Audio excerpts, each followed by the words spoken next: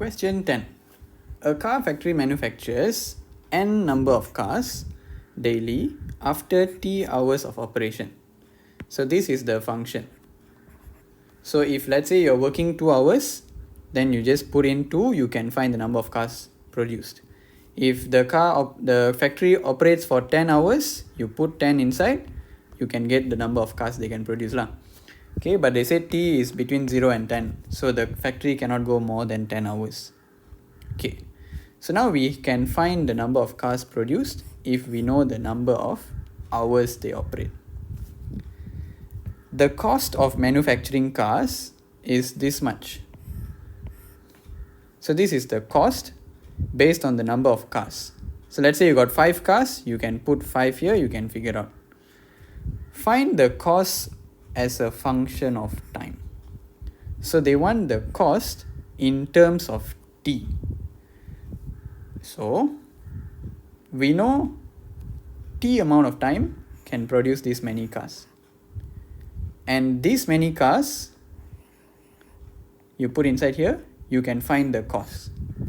So if you want to find the cost in terms of t, you must find c and t.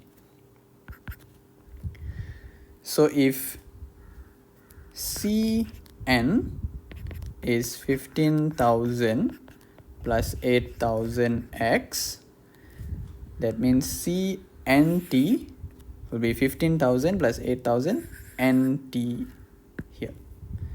So you can say 15,000 plus 8,000 nt.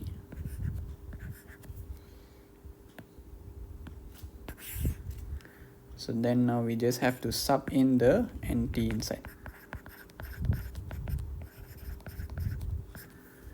100t minus 5t square.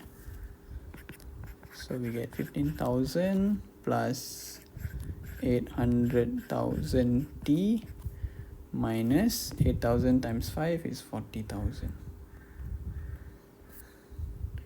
40,000 t square. Okay, if you want to rewrite this can, but if you want to leave it like this also can. Okay, so this is the cost in terms of time.